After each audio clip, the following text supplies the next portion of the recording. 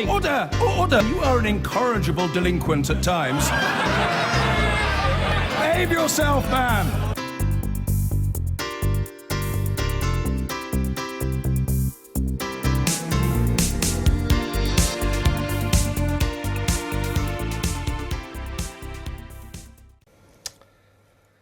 Now, in just a few minutes' time, it'll be the final Prime Minister's Questions of 2015. Doesn't time fly when you're having fun?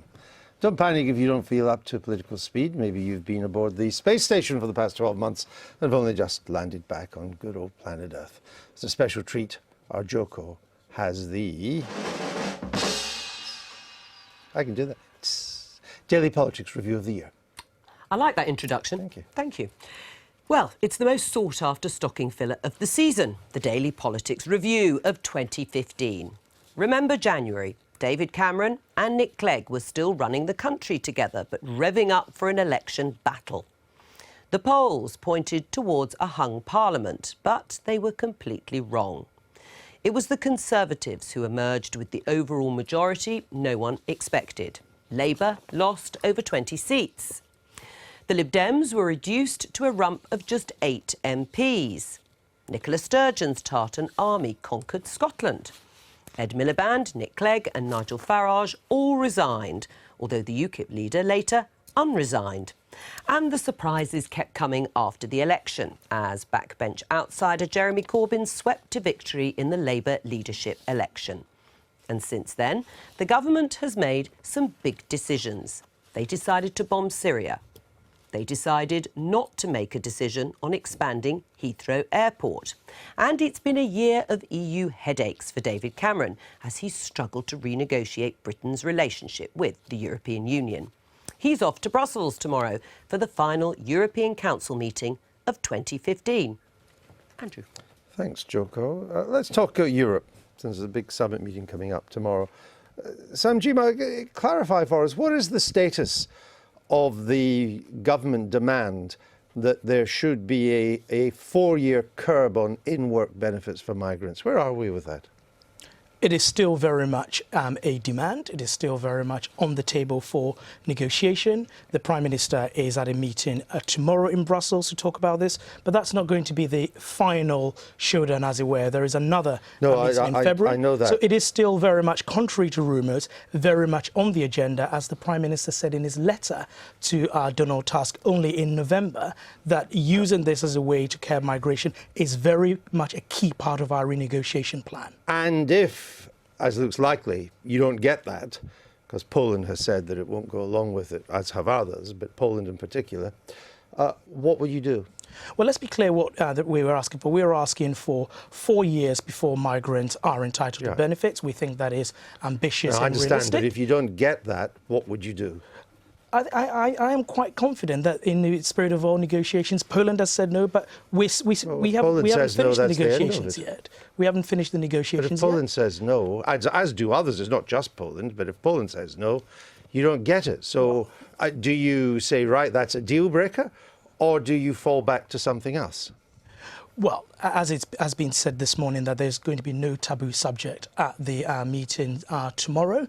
This will be raised. This is the only thing on the menu.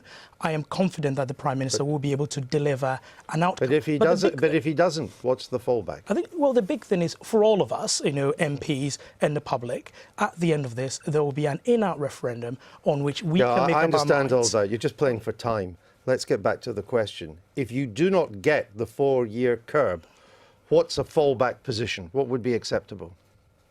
It is important. We've stated it. It's something that we're going to be negotiating very hard. So you don't have a fallback? Well, the Prime Minister is the one negotiating it. I'm not going to try and second-guess the Prime Minister in the TV studio, but we have made it very clear this is a condition. Well, actually, the Prime Minister said he's flexible on the issue. Well, flexibility doesn't... If someone comes up with another way of achieving it, obviously we would look at it. But very much curbing migration by looking at these pull factors is very much a part of our renegotiation plan. One alternative that has been raised is what's been called an emergency brake. That there would be times when governments could, because of the substantial influx of immigration, that it could say, hold on, there's just too many coming in for us to cope with at the moment from elsewhere in the EU. We're going to put an emergency brake on that for a time-limited period. would you accept that if that break could only be implemented with Brussels approval, that would not be acceptable? What I would say is that we've stated what our objective is. No, if someone can come up with another way of achieving it, we should look at it. I'm looking at one. Emergency break has been a possible fallback position. I would say it is, but it's a possible one. It's been mooted in Brussels, talked about. But if a British government could only put the break on with the approval of Brussels, would that be acceptable? I don't want to answer hypothetical questions. You can come up with 4, 5, 6 hypothetical questions on what if, what if, what if. I think what is very clear is that we have stated our position. The Prime Minister is still in negotiations, and we should allow him to finish it. What economic evidence, research evidence, could you produce that shows that even if you got the 4-year curb on migrant benefits, that would have more than a marginal impact on immigration? I don't think the question is, it's just a question of economic benefit. It's a question of what the British people want. No, I wasn't asking about economic. I was saying what economic research evidence is there that even if you got what you're looking for, it would have any noticeable impact on EU migration to this country? What I think about as an MP is to reflect what my constituents want, and my constituents But I'm not asking want about your constituents. I'm asking you. That's fine. What your constituents want is obviously important to you. Yes. I'm trying to look at the substance of the issue, regardless of what anybody wants. Is there any published evidence that shows that this would have a material impact on numbers coming to this country? Well, the point is that I think, as a point of principle, that saying that people should contribute and live here for a while before they can access benefits. Let's say you're right on the principle. That's not for me to say. Let's say you're right on the principle and it's what your constituents want. Is there any evidence it would have the impact you think it would have?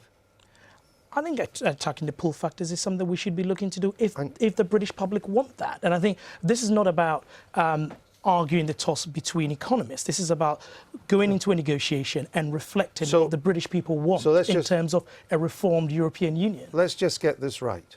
You have put at the centrepiece of your renegotiation strategy an issue on which you cannot cite a single piece of research which shows it would have an impact. No, we have put at the centrepiece of our negotiation strategy what the British people want, and that is action on immigration, an end to ever closer union. But you can't cite to me what impact it would have, because there's been no work done on it at all. No, I'm sure that any economic evidence you can cite one way, there'll be another piece of economic evidence the other way. So you do it whether you have an impact, you don't know whether it's got an impact or not, but that's the centre. That's your major demand. Is there any negotiation in recent history it's not the only where demand. you've made a major demand and you have no, it's the major demand though, where you have no idea what the impact, even if you got your way, would be? Andrew, you know that it is one of 4 demands. One of 4 demands. Firstly, a stop to ever closer union. I think that is a big demand. Making sure that not being part of the euro, we are not penalised. That is a big demand. Competitiveness is a big demand. And ultimately, the referendum is going to be about our future prosperity 50 to 100 years' time. So it's not the only demand. Brussels is launching this idea of a paramilitary border force, which could go into countries and man the borders, regardless of whether the sovereign state wants it or not. Are you in favour of that? I've no idea whether it'll work or not. That's a different matter, but are you in favour of trying it? I mean, it's a new idea. I think it's a measure of how desperate they are to try and do something to deal with the huge flows. I mean, the real action that's required is to try and stop some of these flows of migrants at source. And Syria but that's a long-term plan. Well, I come back to this issue. There'll be a 2,500 strong border force. It's a German idea. This border force will be equipped with helicopters. They'll be armed. They'll have drones. They'll have coastal boats. And they could go in, for example, to Greece, where a lot are coming, whether the Greek government asks for it or not. Let's see them try it. They've been talking about trying to do this, and there have been operations, and Britain's been a part of it, in the Mediterranean to try and stop some of the smugglers from Northern Africa. Right. It seems to me a sound idea. Whether it's sufficient, it is a sound idea. And in the end, it won't work unless we deal with some of the root problems of why a lot of the refugees. I understand that, but even if you could come up with how to do that now, it would take a long while for it to have a real impact. Nobody's got nobody in this studio has the impact to wave a magic wand over the troubles of the Middle East. Should Britain be part of this border force? I don't think we have an obligation to be part of that. No, I know, but should we? Well, we're not part of. in a sense, you're asking me, and we're debating this for the first time. We have no obligation. We're not part of the Schengen Agreement. If we want to make a contribution as good members of the European Union, well, the government should consider that. Should we? We're not part of Schengen. I No, I think know we're that. right not to be part of it. I don't think we should be. Our main alliance in terms of our border and security is with NATO, and I think it should remain so. But we're But the playing, Prime we're Minister playing part has- of the operations in the But Mediterranean. the Prime as part Minister and has that's said fine. that we will take part in it. I think in terms of where we are out of Schengen, and if Schengen countries want to operate in a certain way to send a border force to Greece, etc., that is up to them.